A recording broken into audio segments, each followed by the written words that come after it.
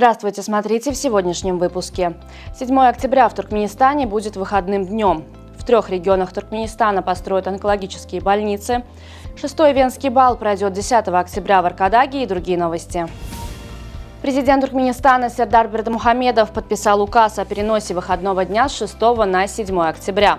Согласно указу, выходной день переносится в связи с тем, что День памяти, отмечаемый 6 октября, выпадает на выходной день.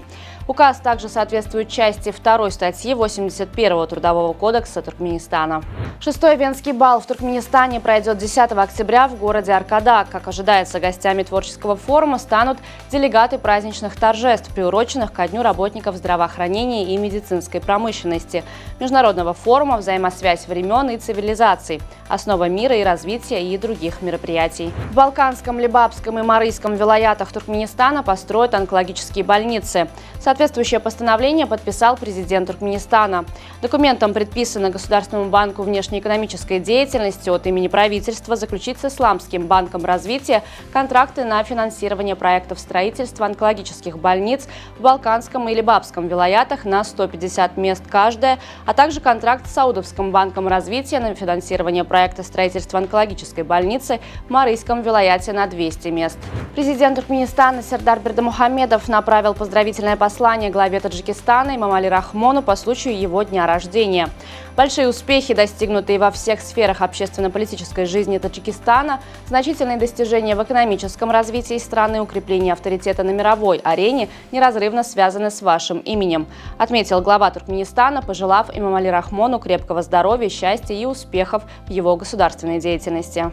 С 7 по 9 октября в Туркменистане состоятся Дни культуры Казахстана, в рамках которых запланирована насыщенная программа мероприятий. Жители и гости Ашхабада смогут познакомиться с казахским кинематографом, музыкальным искусством и народными традициями соседней страны.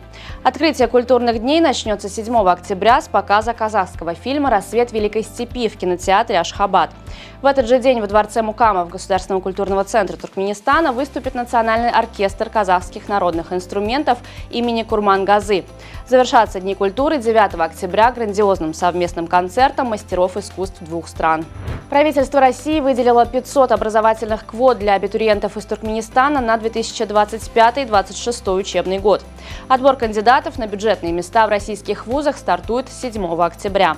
Желающим принять участие в конкурсном отборе необходимо пройти регистрацию на официальном портале educationinrussia.com. Квотная программа предоставляет туркменским абитуриентам возможность получить высшее образование в ведущих российских университетах на бесплатной основе.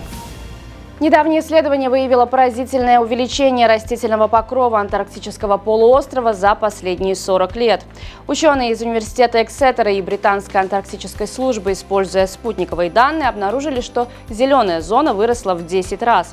В 1986 году растительность занимала менее 1, а к 2021 году ее площадь достигла почти 12 квадратных километров.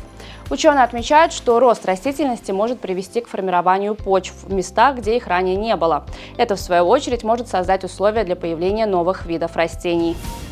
В Ашхабаде проходит шахматный турнир на Кубок Федерации Туркменистана, собравший 285 шахматистов со всей страны. Соревнования проводятся в 2 категориях – для игроков с рейтингом ФИДЕ выше 1700 пунктов и для тех, кто еще не достиг этого уровня. Турнир имеет особое значение, так как его победители получат право участвовать в высшей лиге чемпионата Туркменистана 2025 года.